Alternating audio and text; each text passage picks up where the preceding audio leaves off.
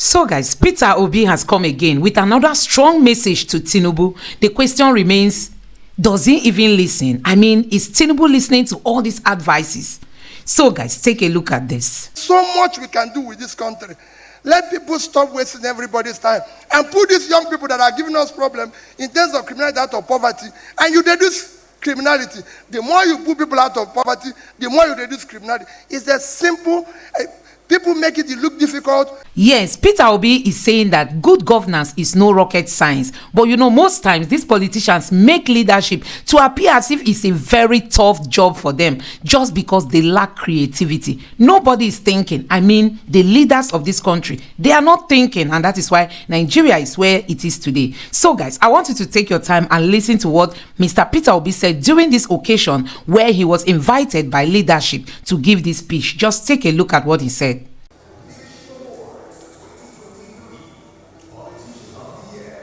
Mr. President being represented here, and His Excellency the Governors, let me very respectfully stand on all due and existing protocols. First is to most sincerely thank leadership for this event. Thank our keynote speaker.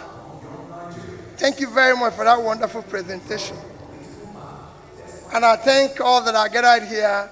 For me, I always say this award is, I'm grateful to the Almighty God that I had this opportunity, and always opportunity whenever possible.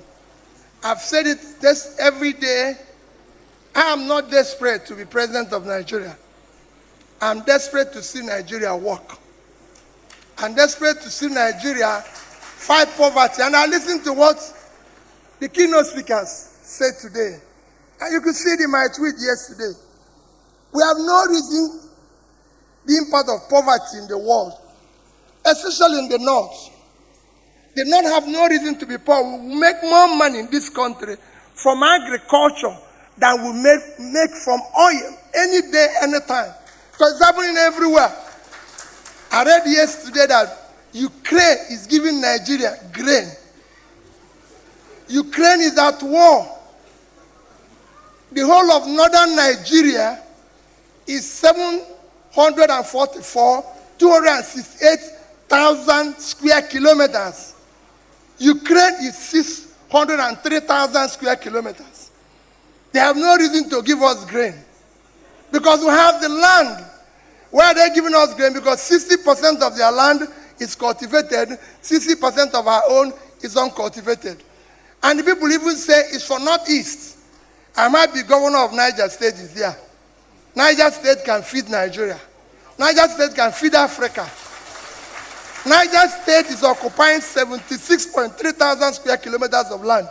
They can feed Nigeria. Netherlands, with 33,000 square kilometers, which Niger State is twice, exported last year $125 billion of agricultural products. Niger State can do 5% of that, which is 6 billion. They don't need to come to Abuja. Northeast is collapsing. They say there's a problem in the Northeast. It shouldn't be. The two biggest states in Northeast, Borno and Taraba, combined, Borno alone is over 70,000 square kilometers. Taraba is 54,000. Two of them combined is 125,000 square kilometers, 4 times the size of Belgium, at 30,000 square kilometers. And Belgium is doing over 20 billion. There's so much we can do with this country. Let people stop wasting everybody's time and put these young people that are giving us problems in terms of criminality out of poverty, and you reduce criminality. The more you put people out of poverty, the more you reduce criminality. It's a simple. People make it look difficult. Let's invest in the North. We have what it takes to make Nigeria. Let's do it now. You have today 35% unemployment with almost over 50% youth unemployment. So you have millions of your youths who don't know where the next meal will come from. That is at the core of your poverty. Because you will say that 133 million Nigerians are living in multidimensional poverty is because of lack of production. That is the remain of your economic growth. The consequences that you need to deal with it. You're not producing anything. And when I talk about production, the easiest way to show that you're not a producing country is to look at your exports. Look at your food production. Ruben, our country is 200 million people living on 923,000 square kilometers of land. 60% of your arable land are all cultivated, and you're importing food. It shouldn't be.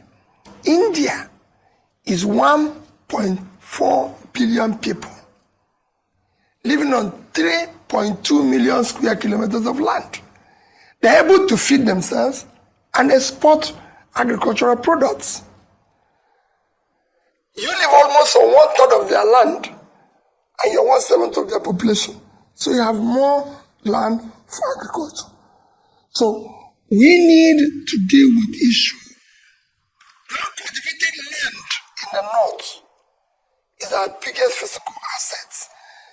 If you go into it, genuinely supporting small farmers to do an agrarian revolution, which will lead to industrialization, because the entire value chain, which will be export-led, you will see a different thing. One is that, Ruben, you're going to create jobs at the agricultural level, you're going to create jobs at the industrial level, and by the time you do export, you'll be able to deal with the issue of what you're suffering today due to your rate of exchange. Your exchange is weak because your reserve is low, and your reserve is a result of your export. And if you can export more, because of what I've just said now, you'll be able to stabilize that. Countries have seen their exchange come down by doing the right things, and Nigeria can do that. The two-day visit by President Bola Ahmed Tinubu to Qatar to woo investors continues to generate reactions from a cross-section of Nigerians. Over the weekend, President Tinubu asked Qatari investors to bring their investments to Nigeria, adding that they should report public officials who demand bribe from them. The president spoke during the Nigeria-Qatar Business and Investment Forum in Doha on Sunday. Don't offer bribe, and if it's taken from you, revert to us. All right, let me take this tweet. This person wrote, President Bola Tinubu's commitment to fighting corruption and promoting a conducive business environment is commendable, encouraging Qatari investors to report any instances of bribery involving Nigerian government officials demonstrates a strong stance against corruption and underscores the importance of transparency in fostering economic growth and foreign investment. Another person says, he just made a statement of no confidence to the public. No right-thinking investor will proceed after such a statement, because the hallmark of productivity and prosperity in a country is leadership. Statements like this always sends the wrong signal. Well, in the meantime, when Tinubu arrived at the presidential palace for the Business and Investment Forum on Sunday, he was received by Qatari captains of industry and some Nigerian delegates who accompanied the president to Qatar, including his two sons, Sheyi and Yinka Tinubu.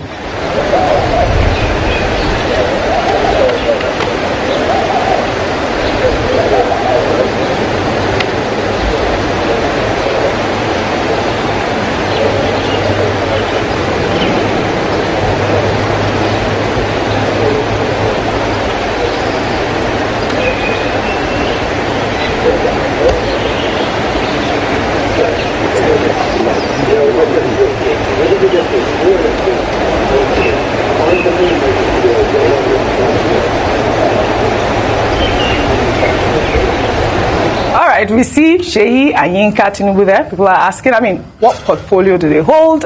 Was this what is their position there at this point? Let me take this tweet from Brother Bath.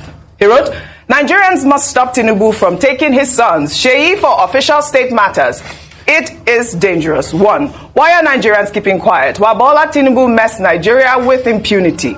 Here is Sheikh Tinubu as part of presidential team to Qatar state visit. This is the same president's son that took the presidential jet for leisure to go watch polo game in Kano. 3. What laws of Nigeria allows the president to take his children as official delegates to state visits? 4. What kind of passport does Sheikh Tinubu hold presently? 5. How much longer will this nonsense continue? 6. Well-meaning Nigerians, elites, must rise and address this gradual destruction of Nigeria as a state under rule of law. Dr. Bati, over to you. Okay, first, you are talking about those two boys there. Yeah. Men. Yeah, well, I don't know how old they are. I'm sure I'm much older than they are. Okay. But what I'm saying is that first Nigerians complained that they should not have been on the delegation. We asked about the bona fide. The issue we raised then is that, yes, if their father is paying for them to be there, fine. I also raised the question, if they have the relevant qualifications, if they are business people in their own right, and they can bring investment and they will make a contribution, okay, maybe, then, you say, okay, they have a reason to be there. But what I find disturbing in that video that we just showed is that in terms of the order of protocol, I spent 4 years studying diplomacy. And I'm not boasting about it. Right. I took courses, I took exams, and all of that. I read the books. They were coming in terms of the order of protocol before the ministers of the Federal Republic. Now, what is their role there? That they will come, they are even put there before the Minister of Foreign Affairs.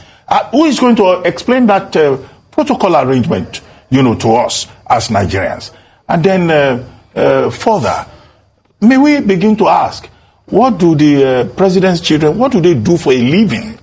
I mean, by the time I was their age, I don't know specifically how old they are, but from looking at them, by the time I was their age, I was doing something concrete with my life. PhD. I was not, I got a PhD at 24. Yes! I wasn't depending on any father. Absolutely not. So people must get to a stage in their lives where they hold themselves together. I don't want adults behaving like invalids, hanging around. Just because your father is in a position, or his children of privilege sometimes overdo it. Yeah. And these are boys that will probably have wives at home. Some of these girls, what they go through is very embarrassing. You can't have a husband that's just hanging around. Wow. That cannot stand on his 2 feet as men. So guys, you have seen it for yourself. This is the Nigeria of today. Nigeria under Tinubu. I mean, everything is turning upside down. You heard what Peter Obi said to this administration, that Nigeria can no longer depend on oil. I mean, agriculture should be the best of the alternatives that we have on ground. We can even make more money from agriculture than what we are making from oil. But the problem is, does this government listen? Do they even listen to what Peter Obi is saying? Peter Obi has given them the secret. Just get Nigerians working. Make sure Nigeria is a productive country. That is the only thing. But you can see people can no longer access their farms. People are scared even traveling. Many people cannot travel for business purposes because of they are worried about being kidnapped, or even bad road leading to accidents and all that. And if you want to take flight, the price is something else. So guys, let me know what you think about this in the comment section below. Please don't forget to subscribe to the channel, turn on the notification bell. Please give this video a like so that YouTube can recommend it to others, and drop your thoughts in the comment section below. Thank you.